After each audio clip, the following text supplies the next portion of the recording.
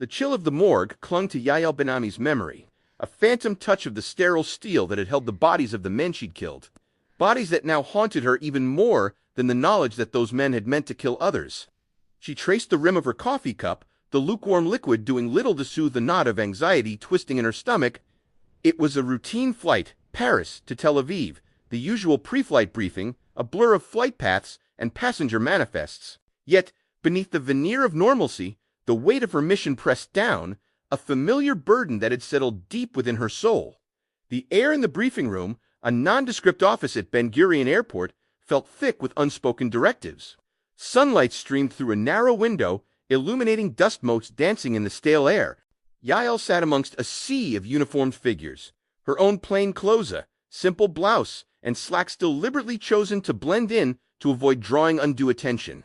She was a behavioral analyst, a whisper in the machine of the Mossad, skilled at dissecting the human psyche, at reading the subtle tremors of deceit and danger. The problem was, she knew too much. Her eyes scanned the faces of her colleagues, each etched with a similar blend of weariness and focus. They were a team, bound by a shared sense of duty, yet separated by the invisible walls of compartmentalized information. Each one of them, like her, knew the price of silence, the cost of understanding. Information, Yael had learned, was a burden, a weapon, and sometimes a death sentence. The lead operative, a stern-faced woman named Sarah, began the briefing, her voice flat and professional, outlining the particulars of the flight. Flight 743, Paris to Tel Aviv. Routine route, approximately 180 passengers, the usual security protocols will be in place. Yael barely registered the words. Her mind was already elsewhere, lost in the labyrinthine corridors of potential threats. The flight was flagged, potential 3 names, 3 faces. Luc Moretti, Henry Duval, and a third, unnamed, whose profile was sketchy, a ghost in the system. The intel suggested a possible hijacking, a coordinated attack by a splinter group with a history of violence. The details were fragmented, the evidence circumstantial, but enough to trigger the operation. Enough to force Yael to confront the darkness that lurked just beneath the surface of everyday life. Yael's stomach churned as she imagined the faces of the passengers. The ordinary people, oblivious to the danger that might be lurking among them. She saw them in her mind's aja, mother clutching her child. A businessman poring over spreadsheets, a young couple, their eyes locked in an embraceal, unsuspecting of the violence that might erupt in the closed metal tube of the airliner. She closed her eyes and took a deep breath, trying to dispel the premonition that was building in her chest. She had a job to do. Another job. Another burden, and it was time to put aside the fear for the sake of the many and steel herself for the few. The acrid metallic temps of blood filled the cabin, a phantom sensation on Yael's tongue even now, days later, as she walked towards the sterile, windowless room. She had become so adept at hiding the carnage that it felt as though the screams of 100 terrified passengers had been muted with the turn of a dial. This very room, with its harsh fluorescent lights and the echoing silence of anticipation, would be her next battlefield. The briefing, a ritualistic descent into the clandestine world she inhabited, was about to begin. The weight of potential lives pressed down on her, the invisible burden of intelligence gathering, risk assessment, and ultimately the chilling calculus of life and death. The door hissed open, and the air conditioning, usually a welcome reprieve, now felt like a suffocating shroud. She entered, her steps measured, her gaze sweeping over the familiar faces. The team, a collection of seasoned operatives and analysts, were already assembled, their expressions a mosaic of professionalism and weary familiarity. At the head of the long table sat David, her handler, a man whose calm demeanor belied the ruthless efficiency with which he orchestrated the complex operations Yael was often a part of. He gestured for her to sit, and the room fell silent, the only sound the hum of the overhead lights. David began, his voice low and steady. "Yael, we have a situation. Intelligence suggests a potential hijacking. LL Flight 742, Paris to Tel Aviv, departing tomorrow morning." He paused, letting the information sink in. This wasn't a drill. This was a live operation with real stakes. The blood rushed to her ears, a familiar physical response to the imminent threat. 3 possible targets, David continued, his finger tracing a photograph projected onto the wall. The faces of the suspects, blurred and indistinct, filled the screen. Luc Moretti, Henry Duval, and her associate, whose name we have yet to confirm. All known associates of the Red Brigade, their profiles suggest a high level of training and a history of violence. Yael's mind raced. The Red Brigade, an organization infamous for its ruthless tactics and unwavering dedication to their cause, a hijacking could mean anything from demands for prisoner release to the devastating prospect of a suicide mission. "We believe they plan to take control of the aircraft shortly after takeoff," David said, his voice grave. "Your mission, Yael, is to assess the threat, identify the individuals, and neutralize the threat if necessary. We have reason to believe they intend to use unconventional methods." He left the sentence unfinished, the unspoken implication hanging heavy in the air. Weapons, explosives, the possibilities were endless.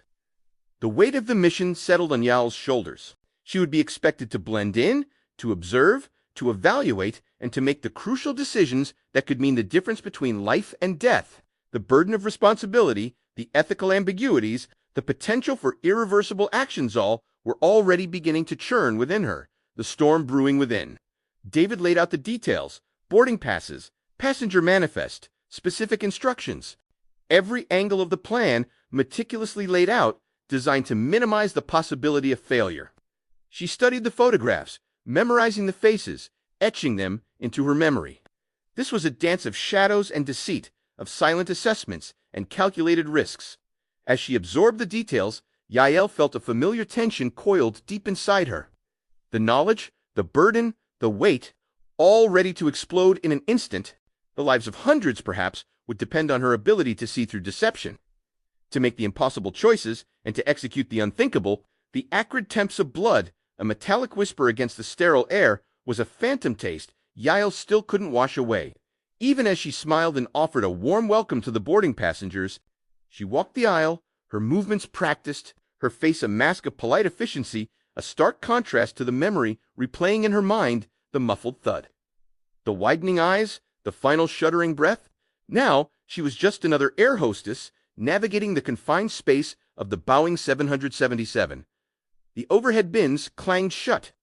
A cacophony of hurried movements and murmured greetings, a symphony of normalcy she desperately needed to tune into.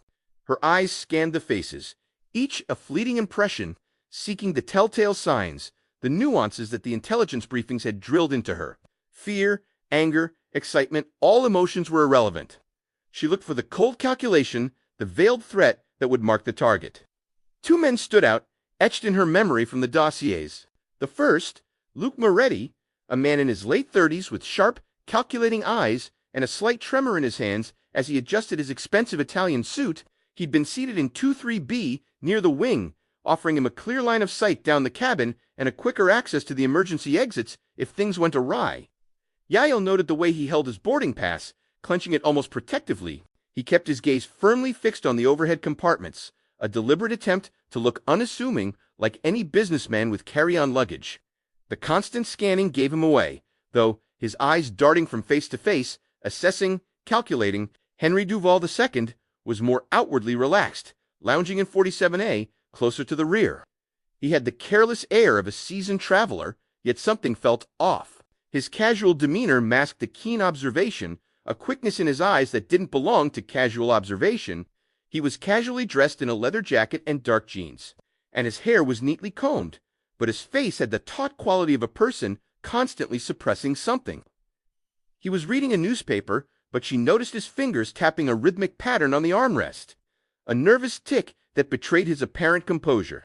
His eyes flickered around the cabin, just like Moretti, but with a different intensity, as if he was memorizing every detail, every exit, every potential obstacle. As passengers settled, the hum of conversation filled the cabin. Yael forced herself to focus on the routine tasks, the safety demonstrations, the ensuring everyone was comfortable.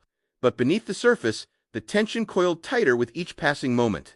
The information, she knew, was a fragile thing, easily corrupted, easily misinterpreted. Could the assessment of these two men be wrong? Was she about to make a fatal mistake, kill innocent people, for a threat that might not even exist? The weight of her responsibility threatened to suffocate her. Each click of a seatbelt, each whispered request for a pillow, each glance from a stranger, they were all another layer of the intricate tapestry of deception she was weaving. The more she observed, the more she could sense it. Something was about to break. The image of Henry Duval's face contorted in a silent scream as the modified ice pick found its mark, flickered behind Yael's eyelids, a ghost of a nightmare that hadn't yet fully begun. The third seat, the one assigned to the unknown, the possible ghost of this mission, remained stubbornly empty. The boarding process had concluded. The announcement crackled through the cabin, thanking passengers, urging them to stow carry-ons. A heavy metal door hissed shut with a definitive finality that echoed in Yael's chest. The last chance for the third man, the last uncertainty, had passed. They were committed. She moved with practiced ease through the cabin, a smile plastered on her face, the perfect Alice Rail Airlines hostess. The smell of stale air and the subtle vibrations of the aircraft already seemed familiar, despite being a place of such inherent risk. She offered a complimentary drink to an elderly woman struggling with a crossword, her smile genuine, her mind a steel trap. The absent third man, the man who was supposed to be a part of this intricate, deadly dance, was a gaping void. His absence was a riddle. Had he been caught? Was the operation called off? Or was he simply running late, an unforeseen complication in a plan that demanded precision? Yael retreated to the galley, the small space a temporary sanctuary. She busied herself with the pre-flight checklist, her hands moving with the automatic precision of someone who could dismantle and reassemble a firearm blindfolded. Yet the air in her chest felt like lead. The briefing had been clear. 3 suspects, 3 targets. Now the equation was unbalanced, incomplete. She'd memorized the faces, the potential aliases, the known behaviors. She knew the layout of the Boeing 737 like the back of her hand, the emergency exits, the blind spots, the angles of attack, and yet she was adrift, stranded in a sea of uncertainty with the weight of hundreds of lives and the certainty of at least 2 deaths balanced on her shoulders. The captain's voice, calm and professional, announced the final preparations for takeoff. Yael returned to the cabin, her facade firmly in place. She observed Luke Moretti in seat 14B, the man who had looked so ordinary with the tailored jacket and the bored expression, the man who was now, according to her, surely marked for death. Henry Duval, in the row 28A, watched the world go by. The second man, the one who was supposed to be the target, was now also a target. The engines roared, a mechanical beast awakening, the plane gathering speed. The world outside blurred into a kaleidoscope of colors as the aircraft descended. The ground fell away, the familiar landscape shrinking into a patchwork quilt. With each passing second, the tension in the cabin grew, an invisible force tightening around Yael's throat. She knew, with a certainty that chilled her to the core, that the moment of decision was fast approaching. If the third man was coming, they were running out of time. If he wasn't, the act was even more dangerous. What does one do with the certainty of 2 lives, with the chance to save all the others? What does one do with the void? The climb continued, and Yael's grip on her composure tightened with every passing meter. The world blurred with the ascent, and for a fleeting moment, Yael saw not the polished cabin of a 737, but the shadowed chasm of her own doubts, the abyss her mission had brought her to. The plane had leveled, the seatbelt sign extinguished, and the cabin crew, now unleashed from the constraints of takeoff, began their practiced dance of drink service. Sunlight streamed through the windows, painting the interior in shifting hues of gold and azure. Passengers, shedding their tension, opened books, adjusted headphones, or simply gazed out at the cotton candy clouds drifting below. Yael moved with the practiced ease of someone who knew the confines of an aircraft as intimately as her own skin. She checked the emergency exits, her eyes scanning the faces of the passengers. A subconscious attempt to reconcile the normalcy around her with the potential for violence brewing within it. Her heart hammered a frantic tattoo against her ribs, a counterpoint to the drone of the engines. The hum, usually a comforting backdrop to the flight, now felt like a predatory vibration, a low growl that signaled the hunt was on. She pushed the beverage cart forward, the polished metal glinting in the diffused light. Her hand rested on the concealed weapon, the modified ice pick the cold, hard promise of her duty, a tangible link to the weight of her mission. She noticed a woman, maybe 60, who was fussing over a dropped crossword puzzle, a young boy with a mischievous grin who was sneakily trying to swap seats with his older sister. These were lives. Lives that she was bound to protect, but the knowledge carried a heavy burden. Luke Moretti was seated in row 21, the light catching the sheen of his impeccably styled hair. His gaze was fixed on the in-flight movie, but the slight tension in his jaw, the subtle shift of his weight every few minutes, betrayed the calculated casualness he was attempting to project. Henry Duval, in row 35, stared out the window with the intensity of someone looking at something that was, at best, beautiful, at worst, an escape. His body language was a riddle, a carefully constructed illusion of boredom and serenity. But Yael's training had sharpened her senses. She saw the fleeting flicker of cold calculation in his eyes, the almost imperceptible tensing of his hands as they rested on the armrests. She took a deep breath, the stale air thick with the scent of coffee and anxiety. The rhythm of the flight, the gentle rocking of the aircraft, the murmurs of conversation, all seemed to conspire to lull her into a false sense of security. But the absence of the third suspect, the one that had not boarded, only amplified the pressure, the uncertainty. Had the operation been compromised? Was she walking into a trap? The weight of the world pressed down on her shoulders. Her mission wasn't to be a judge, it was to execute. It was to kill, to protect, and to live with the echoes. Henry Duval's eyes met hers, and in that fleeting instant, Yael saw the recognition, the spark of awareness that something was terribly wrong. A split-second premonition of the end, as if the world was suddenly reorienting itself in a way that he had not understood. The pressurized air in the cabin hummed, a monotonous drone that had become almost invisible. The aroma of stale coffee and reheated airline meals mingled with the faint, metallic scent of the plane itself, a familiar olfactory tapestry that usually comforted her but now felt like a shroud. The plane, a silver bird soaring through an endless blue, held her captive, a silent witness to the impending act. The finality of the decision settled in her gut, a lead weight that refused to be dislodged. The third man, the missing piece, was no longer relevant. 2 confirmed threats remained, and the balance of risk had irrevocably tipped. To hesitate now, to wait for a confirmation that might never come, was a gamble she couldn't afford. The weight of the passengers, the responsibility for their lives, pressed down on her with a force that was almost unbearable. They were all so oblivious, immersed in their books, their movies, their conversations. A few feet away, a child giggled, oblivious to the storm brewing in Yael's heart. The engines thrummed, a steady pulse that mirrored her own racing heartbeat. The sunlight, streaming through the porthole, felt cold on her skin. She had rehearsed this moment countless times in her mind, visualized the movements, the angles, the speed, yet the reality was different. It always was. The sterile calculations of the training room couldn't account for the sudden surge of adrenaline, the tremor that ran through her hands, the knot of dread that tightened in her stomach. The decision was made, the die was cast. The point of no return had been crossed. The passengers were already in their chosen seats, the cabin lights dimmed to assist their viewing of the in-flight entertainment. The moment to choose to act or to do nothing had become impossibly close. She had prepared for this flight, this moment, this deadly equation, for years. Every disguise, every training, every life she had taken had led to this exact moment.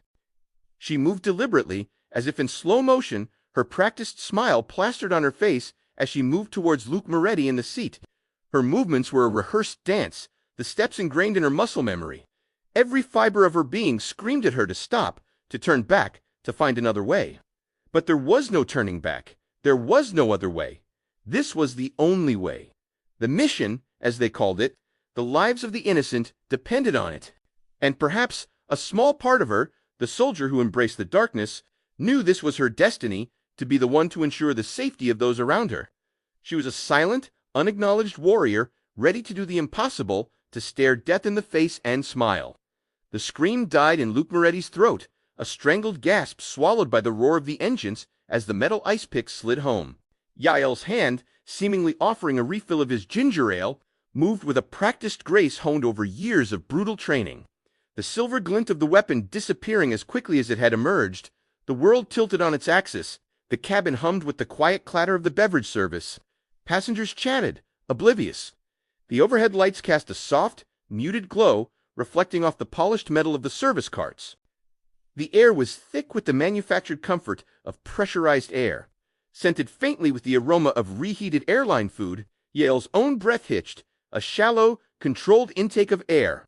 Her heart hammered against her ribs, a frantic rhythm against the orchestrated calm she was projecting. Her hand, the one that had just taken a life, felt numb, yet every nerve ending was screaming. Luke Moretti slumped, his eyes widening in a moment of stunned disbelief. A crimson stain blossomed on his crisp white shirt, expanding rapidly. His hand, as if in reflex, clawed at his neck, fingers brushing against the still-embedded weapon. Yael's peripheral vision registered the trajectory of the blood, a slow, inevitable cascade against the fabric of his expensive suit. The smell of copper and stale air filled her nostrils, a sickeningly familiar scent from the training grounds. She forced a smile, a practiced mask of professionalism, and spoke in the neutral tones of a flight attendant. "Sir, are you all right?" Her voice was steady, betraying none of the chaos churning within her. She leaned closer, her movements deliberate, masking the growing pool of blood with the service cart. The other passengers in his row, absorbed in their magazines and movies, remained blissfully unaware of the drama unfolding just inches away. Her mind raced, cataloging the subtle cues of their surroundings: the woman with the bright scarf, the man engrossed in his laptop, the children giggling at the animated film. All were potential witnesses, their reactions unpredictable. She needed to control the narrative to create a believable illusion of normalcy. She retracted the ice pick, its titanium point gleaming momentarily in the dim light before disappearing again into its hidden sheath. She subtly adjusted his position as if he had merely fallen asleep, head lolled against the tray table. A slight grimace, barely noticeable, was the only outward sign of her internal turmoil. She reached for the small, white napkin in her pocket, wiping the blood from her glove. "Excuse me," she murmured to the passengers nearby, a tone of solicitous concern. "I believe he's just feeling a bit unwell. Perhaps he needs a bit more air." She efficiently closed the tray table. "I'll get a member of the crew." She straightened, keeping the service cart positioned to conceal any further view. She moved quickly down the aisle, her gait measured, her face an impassive mask. She fought down the urge to look back, to confirm that the death she had wrought had gone unnoticed, swallowed by the mundane reality of air travel. It was a brutal ballet, performed with practiced ease, and she had just danced it to its terrible conclusion. The first act was over. Now, on to the second. The scream died in Henry Duval's throat, a silent explosion of terror as the world fractured into a kaleidoscope of shock and impending oblivion. One moment, he was halfway through adjusting his tie, a flicker of something, a nascent understanding dawning in his eyes. The next, a searing pain blossomed in his chest, a blossoming internal flower of crimson ruin. Jael had moved with a speed that defied the cramped space of the cabin. The spilled drink, a deliberate distraction, the dull glint of the modified ice pick, previously hidden beneath the folds of her uniform, was a fleeting, terrifying image burned into Duval's retinas, followed by the relentless, all-consuming pain. His hand, instinctively, clawed towards his chest, fingers scrabbling at the uniform, searching for a purchase on the source of his agony. His vision swam, the familiar interior of the plane blurring, the faces of his fellow passengers, frozen in their mundane tasks, becoming distorted, grotesque masks. He tried to speak, to warn, to cry out, but only a strangled, bubbling sound escaped his lips. His lungs, now rapidly filling with blood, refused to cooperate. He felt the cold seeping into him, an Arctic invasion that chilled him to the core, a stark contrast to the stifling heat of the pressurized cabin. The taste of metal filled his mouth, a grim prelude to the final, irrevocable descent. Yael, her heart hammering against her ribs, saw the flicker of recognition in Duval's eyes, the almost imperceptible widening of his pupils as the threat became apparent. She'd made a small miscalculation, her heart had accelerated, but she had adjusted her movements and found the opening. There was no time for hesitation, no room for regret. Her training, the countless hours of drilling and psychological conditioning, took over. She had to finish. With a deliberate, practiced motion, she plunged the ice pick into his heart, the point piercing the flesh with surgical precision. A shudder ran through Duval's body, a final, convulsive twitch as his life force was extinguished. His eyes locked onto Yael's face, an expression of fury, bewilderment, and a chilling comprehension etched into his features. And then he was gone, a puppet suddenly devoid of its strings, slumping back against the seat, his head lolling to one side.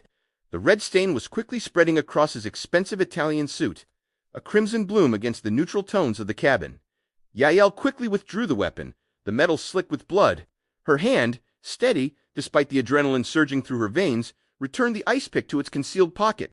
She surveyed the scene for the briefest of moments, her mind already calculating the next move. Then she leaned down, feigning concern, and let out a startled cry, loud enough to catch the attention of nearby passengers. "Oh mon Dieu, "I'm so sorry, sir. I didn't see you there. Let me help you with that." She pretended to dab at the spilled drink on the passenger's shirt, creating a small diversion to explain the blood. In reality, the spilled drink was a blessing. Her voice, remarkably, remained calm, her professional demeanor flawlessly intact. No one would suspect. No one could know. The weight of the moment, the enormity of what she had done, threatened to crush her. But she swallowed the rising tide of panic. She was a ghost, a shadow moving through a world unaware of the darkness she carried within her. She moved, a servant, an actress, another ordinary person among the thousands in the world. She continued her duties, walking on. The metallic temps of blood filled Yael's nostrils. A sickeningly familiar scent, though the two men slumped in their seats seemed to simply be sleeping off a long flight. She resumed her duties, her movements fluid and practiced, offering drinks to the other passengers with a practiced smile. Her heart hammered against her ribs, a frantic drumbeat against the silence of the cabin.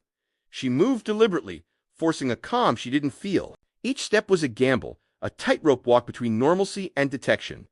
If anyone saw the crimson blooming on the white shirt of the man in 12C, the mission, her life, everything would unravel. She pushed the beverage cart forward, the wheels humming a mundane tune against the carpet. Passengers, oblivious to the drama that had unfolded, gestured for refills, requested snacks, engrossed in their books or staring at the in-flight movie screen. A young woman in 15 amperes smiled at her, asking for a glass of water. Yael complied, her hand steady, her voice even. "Certainly, madam," she replied, her words laced with a professional warmth she no longer felt. Each interaction was a test, a battle fought and won against the terror that clawed at her insides. She reached the back of the cabin, the setting sun painting the sky in hues of orange and purple through the small windows. She checked her watch. The flight still had a few hours until landing. Every second was an eternity. She had to maintain the illusion of ease, of routine. Her eyes scanned the cabin, the faces of the passengers now blurred, faceless, their lives she had just spared, completely ignorant. She reminded herself of her training. Compartmentalize, focus on the mission, detach from the consequences. Easier said than done. The faces of the men she'd just killed were etched in her memory. The look of surprise on their faces, the desperate reach for a weapon, the swift, silent endings. The smell of death lingered in the air, a phantom sensation that clawed at her senses. As she cleared away the empty glasses, she noticed the flight attendants chatting amongst themselves. Their voices seemed loud, boisterous, almost jarring. One of them, a jovial man with a friendly face, asked Yael how she was finding the flight. "Fine," she managed, her voice cracking slightly. She forced a smile and busied herself with collecting the trash. She felt the eyes of the man, assessing her, probing. She maintained the facade, knowing that one misstep could expose her. The truth. The minutes crawled by, each one an agonizing test of her composure. She checked on the two men, pretending to offer refills, leaning close to speak, a hushed whisper meant to be unheard. It was her duty to discover if they were still alive. They were, in a way, no pulse, no breath. Just the evidence of her actions. All that remained was waiting for the inevitable, for the landing, for the final act of the charade. She knew the bodies would be discovered soon enough, the truth would be revealed to the appropriate authorities, and the mission would be declared a success or a failure. In truth, for Yael, it was both. She just had to survive the moment. The world tilted back into normalcy, or at least the illusion of it. As the wheels of the 747 kissed the tarmac in Tel Aviv just a few short hours ago, she had been a whisper of steel and calculated violence, a shadow dancing in the pressurized cabin. Now Yael was just another member of the flight crew, a woman who had just silently extinguished the lives of two men. The hum of the engines, now deteriorating, vibrated through her bones, a stark contrast to the silence that had followed the last lethal strike. The usual cacophony of disembarkation began, the snap of seatbelts, the rustle of overhead compartments being opened, the murmur of excited chatter. Yael moved through the cabin, her smile a carefully constructed facade, checking seatbelts, gathering stray trash, and offering a practiced shalom to departing passengers. Her movements were automatic, honed by years of training, each gesture concealing the turmoil within. She felt disconnected, a ghost, navigating a world that would never know the truth of what had transpired within its metal shell. The air in the cabin still felt thick with the metallic temps of blood, a phantom scent only she could detect. She reached the seats where Moretti and Duval lay, now corpses, each carefully arranged as if they were sleeping passengers, a final, morbid act of deception. She bent down, pretending to check the headrest of Moretti's seat, then murmured a gentle, "Sir, we're landing," her voice a soothing balm against the internal tempest. She waited, heart hammering, for any sign, any twitch, any hint of life. Nothing. The stillness was complete, their finality a chilling counterpoint to the vibrant energy of the disembarking passengers. She moved on, a shadow amidst the light, replaying the sequence of events in her mind, searching for flaws, for errors, for any doubt that might chip away at the fortress she had built around her actions. The other crew members were bustling, anticipating the post-flight checks. They, too, were on autopilot, oblivious to the hidden drama that had played out above the clouds. Jael moved among them, feigning the same anticipation. She observed the couple from a few rows behind who had witnessed her interaction with Moretti, their eyes reflecting nothing but gratitude for her attentive service.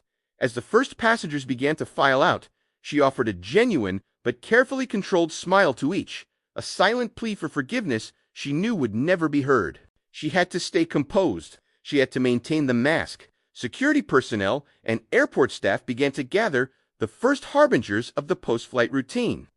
Yael remained in the background, a silent observer of the mundane processes of security checks and passenger counts. She was ready. After a few minutes, Yael made her way to the rear of the plane, a cool hand running the length of the metal to avoid suspicion. She saw the captain, his face etched with worry, talking to a member of the ground crew. The aircraft's doors hissed open, and the passengers finally spilled out onto the jet bridge. She heard the murmurs of their relief, the joy in their voices. Once the bulk of the passengers were off, Yael heard the announcement over the intercom, and was requested to report to the first-class cabin. She steeled herself.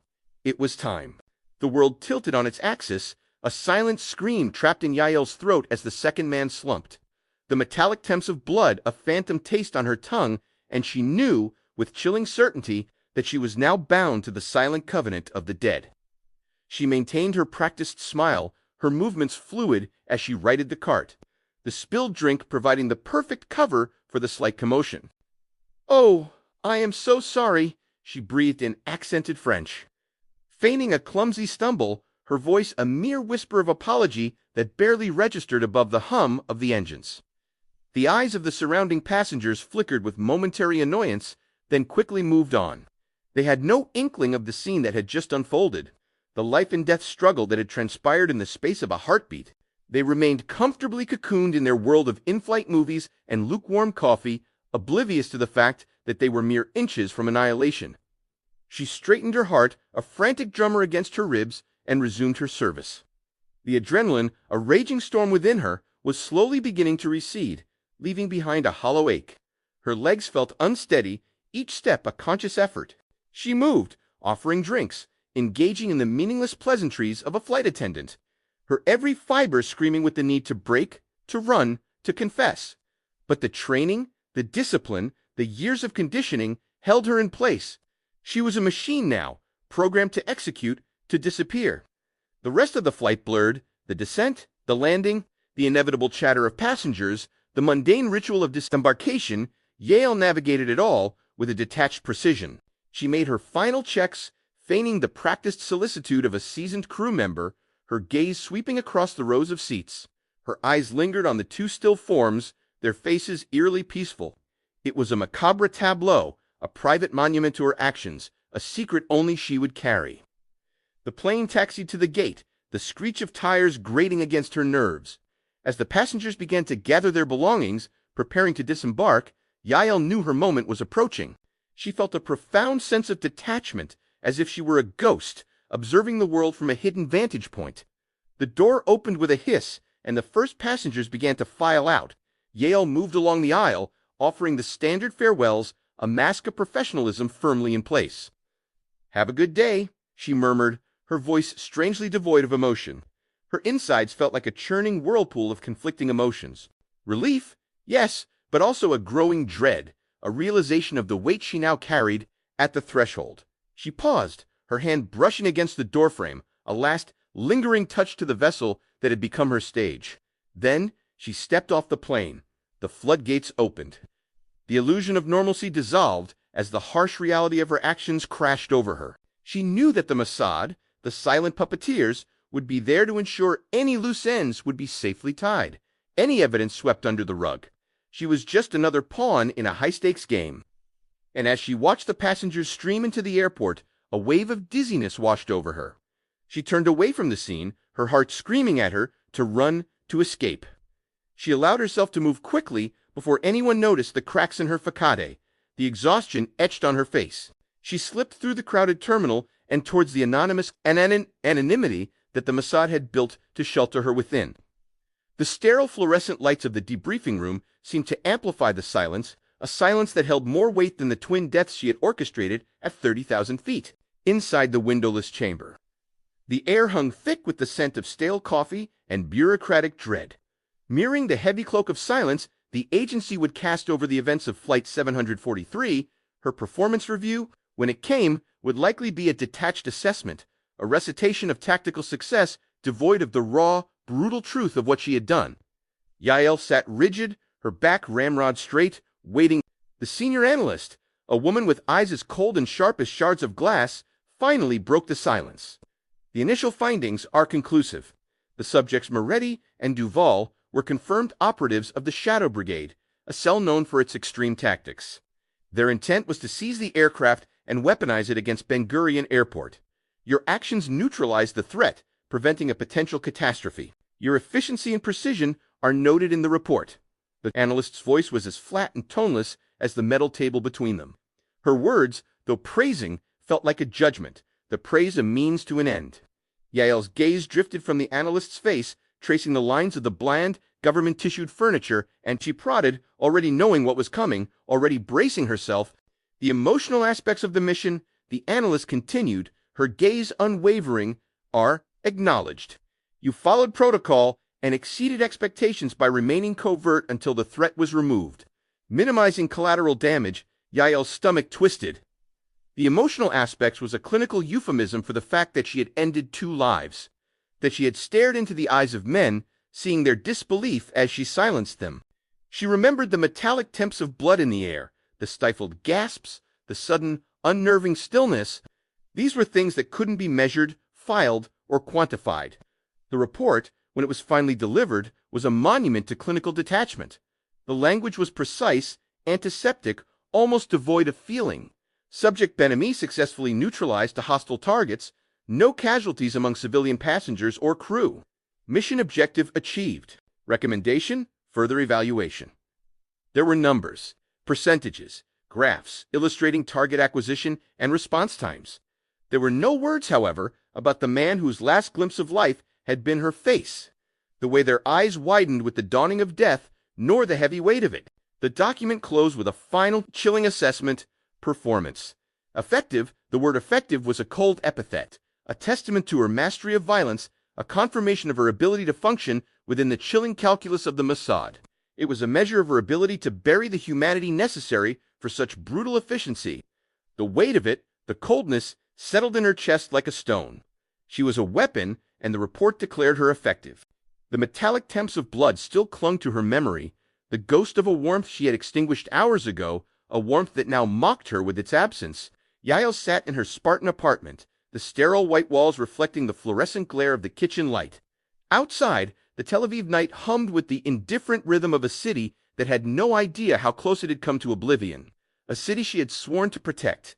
It had been nearly a week since the flight, a week of debriefings, assessments, and the hollow praise of superiors, but the hollow hadn't yet filled. The silence of her apartment was a constant, a suffocating blanket woven from her own thoughts. She'd meticulously cleaned the small knife, the weapon that had become an extension of her will, stripping it of any trace of the brutal dance it had performed. The handle felt cool and smooth in her hand now, no longer a conduit of violence, just an inert piece of metal. But the phantom weight of it, the chilling precision of her movements, those things remained. She replayed the moments in her mind, not to scrutinize her actions. The mission's success was undeniable, but to understand, to somehow justify the irrevocable choices she had made. The faces of Moretti and Duval flickered behind her eyelids, their last moments of confusion and then oblivion burned into her consciousness. Had there been another way? A less final solution? The questions, she knew, were a luxury, a weakness she couldn't afford while on active duty. Yet they persisted, gnawing at the edges of her resolve. The report had been clinical, efficient, praising her skills, her composure, her adherence to protocol. Effective was the operative word, a cold, detached assessment of a life-or-death scenario. It spoke nothing of the tremor in her hands as she'd concealed the knife, nothing of the icy dread that had clawed at her gut in the seconds before she acted.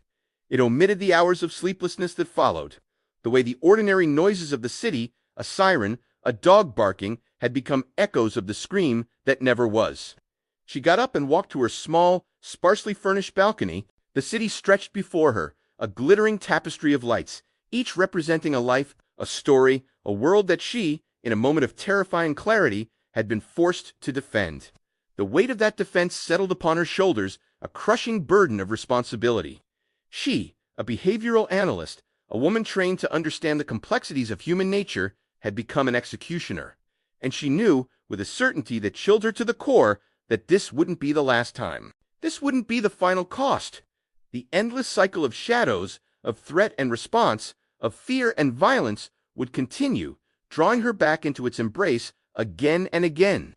She closed her eyes, the familiar hum of the city washing over her, knowing that the promise of peace was a cruel illusion and the war was always, always on.